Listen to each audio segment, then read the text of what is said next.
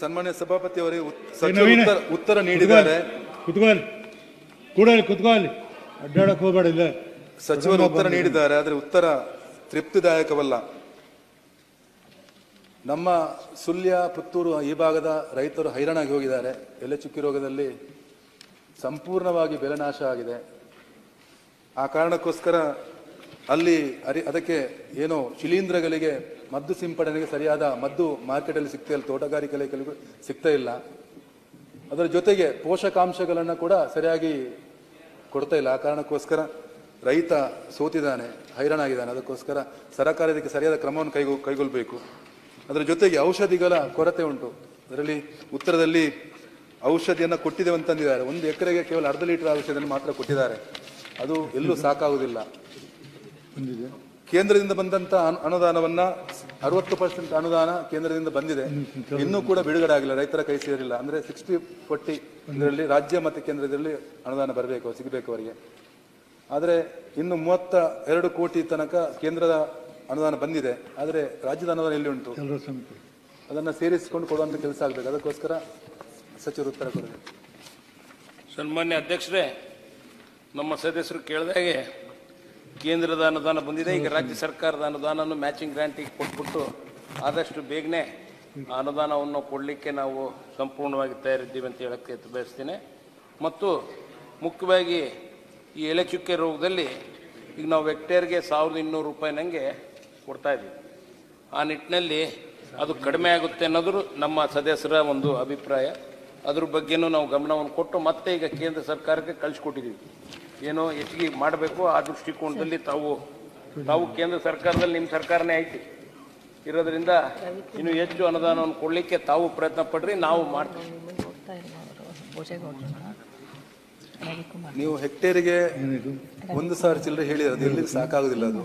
ಅದ್ರ ಜೊತೆಗೆ ಈ ಶಿಲೀಂಧ್ರ ಯಾವ ರೀತಿ ಸೆಪ್ಟೆಂಬರ್ ತಿಂಗಳಲ್ಲಿ ಪ್ರಾರಂಭ ಆಗುತ್ತೆ. ರೈತರ ಯಾವ ರೀತಿ ಬೆಂಕಿ ಹತ್ತಿದಾಗಿದೆ ಇಲ್ಲ ಕಂಗು. ನೀವು ಡಿಸೀಸ್ ಫಾರ್ಕಾಸ್ಟ್ ಅಂತ ಮಾಡಿಕೊಂಡು ಸೆಪ್ಟೆಂಬರ್ ತಿಂಗಳಲ್ಲಿ ಪ್ರಾರಂಭ ಮಾಡಬೇಕು. ಸುಣ್ಣ ಆ ಸಂದರ್ಭ ಸುಣ್ಣ ಕೂಡ ಸಿಗುವುದಿಲ್ಲ, ಒಂದು ಕ್ವಾಲಿಟಿ ಸುಣ್ಣ ಸಿಗ್ತಾ ಇಲ್ಲ.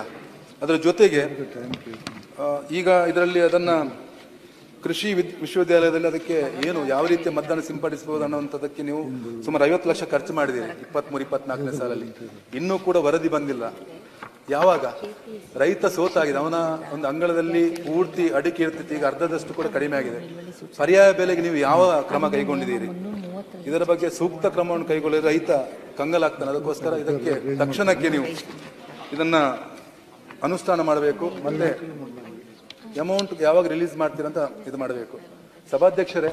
ಸಭಾಪತಿಯವರೇ, ಇದೊಂದು ಸಾರ್ವಜನಿಕವಾಗಿ ಅತ್ಯಂತ ಮಹತ್ವದ ಪ್ರಶ್ನೆ. ರೈತ ಹೈರಾಣಾಗಿ ಹೋಗಿದ್ದಾನೆ. ಅಲ್ಲಿ ಕಾಫಿಯನ್ನ ಪರ್ಯಾಯ ಬೆಲೆ ಮಾಡಬಹುದಂತ ಸಚಿವರು ಉತ್ತರ ಕೊಟ್ಟಿದ್ದಾರೆ. ಕಾಫಿ ಪರ್ಯಾಯ ಬೆಲೆ ಮಾಡಲಿಕ್ಕೆ ಏನು ಸರ್ಕಾರ ಏನು ಇದು ಮಾಡಿದೆ?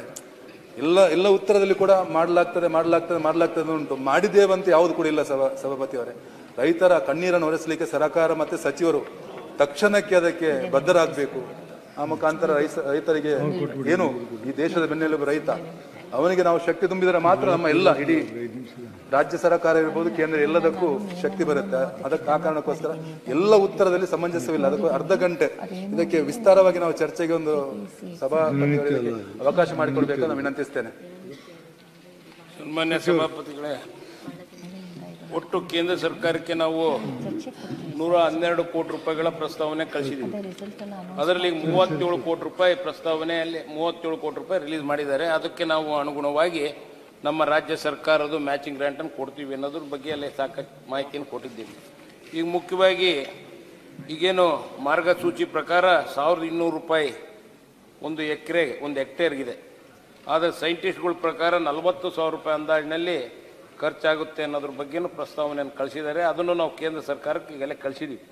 ಕೇಂದ್ರ ಸರ್ಕಾರದವರು ಒಪ್ಪಿ ಆ ಒಂದು ಮಾರ್ಗಸೂಚಿ ಪ್ರಕಾರ ನಮಗೆ DPR ಏನು ನಾವು ಕಳಿಸಿದ್ದೀವಿ ಅದ್ರ ಪ್ರಕಾರ ಅವರು ಕೊಟ್ಟರು ಅಂದರೆ ನಾವು ಇಮಿಡಿಯೇಟಾಗಿ ನಾವು ರಿಲೀಸ್ ಮಾಡ್ತೀವಿ. ಅದ್ರ ಬಗ್ಗೆ ಯಾವ ಅನುಮಾನ ಇಟ್ಕೋಬೇಡಿ. ರಾಜ್ಯದ ಈಗ ಕೇಂದ್ರದ 37 ಕೋಟಿ ತನಕ ಬಂದಿದಲ್ಲ, ರಾಜ್ಯದ ಯಾವಾಗ ಸೇರಿಸಿ ಒಟ್ಟಿಗೆ ಕೊಡ್ತೀರಿ? ಕೇಂದ್ರ ಸರ್ಕಾರ ಸಚಿವರು ಹೇಳಿದ್ದಾರೆ ಈಗ ಬಂದಿದೆ, ಅದು ಬಂದು ಒನ್ ಮಂತ್ ಬಂದಿದೆ. ಅದು ಫೈನಾನ್ಸ್ ಡಿಪಾರ್ಟ್ಮೆಂಟ್ ಸಚಿವರು ಹಾಗೆಲ್ಲ ಅದನ್ನ ಗಮನಿಸಬೇಕು. ಯಾಕಂದ್ರೆ ರೈತ ಸೋತು ಹೋಗಿದ್ದಾನೆ. ಅನ್ನೋದು ಅವರಿಗೆ ಕ್ಲಪ್ತ ಸಮಯದಲ್ಲಿ ಬಂದರೆ ಮಾತ್ರ ರೈತನಿಗೆ ಒಂದು ಶಕ್ತಿ ತುಂಬಿದಾಗ ಆಗ್ತದೆ. ಅದಕ್ಕೋಸ್ಕರ 1 ಮಂತ್ ಆದರೂ ಕೂಡ ರಾಜ್ಯದ ಹಣ ಇನ್ನು ಯಾಕೆ ಬಂದಿಲ್ಲ ಅಂತ ನಾನು ಕೇಳ್ತಿರುವಂಥದ್ದು. ಒಟ್ಟು ಸೇರಿಸ್ಕೊಂಡು ಕೊಡುವಂಥ ಕೆಲಸ ಆಗಬೇಕಿಲ್ಲ, ರೈತ ಸೋಲ್ತಾನೆ. ಮತ್ತೆ ಪರ್ಯಾಯ ಬೆಲೆಗೆ ನೀವು ಯಾವ ರೀತಿ ಸಬ್ಸಿಡಿಯನ್ನು ಕೊಡ್ತೀರಿ? ಕಾಫಿ ಅಂತ ತಂದಿದ್ದೀರಿ, ಇದರಲ್ಲಿ ಕಾಫಿ ಬೆಳೀಲಿಕ್ಕೆ ಅಲ್ಲಿ ತುಂಬ ಜನ ಅವರ ಸ್ವಂತ ಇದರಲ್ಲಿ ಬೆಳೀತಿದ್ದಾರೆ, ಅದರ ಜೊತೆ ಕಂಗಿನ ಜೊತೆಗೆ ಬೆಳೀತಿದ್ದಾರೆ. ನೀವು ಅದಕ್ಕೆ ಸರ್ಕಾರ ಯಾವ ರೀತಿ ಶಕ್ತಿ ತುಂಬ ಕೆಲಸ ಮಾಡ್ತೀರಿ? ಏನು ಕೆಲಸ ಆಗಲಿ, ಅದಕ್ಕೋಸ್ಕರ ಅದಕ್ಕೆ ನೀವು ಕ್ರಮ ಕೈಗೊಳ್ಳಿ. ಸನ್ಮಾನ್ಯ ಸಭಾಪತಿಗಳೇ, ಈಗ ಅವ್ರು ಹೇಳ್ದಂಗೆ ಕೇಂದ್ರ ಸರ್ಕಾರದ ಅನುದಾನ ಮ್ಯಾಚಿಂಗ್ ಗ್ರಾಂಟ್ ಅನ್ನು ಆದಷ್ಟು ಬೇಗನೆ ನಾವು ಕೊಟ್ಟು ರೈತರಿಗೆ ಮುಟ್ಟುವ ಕೆಲಸ ಮಾಡಿಸ್ತೀವಿ.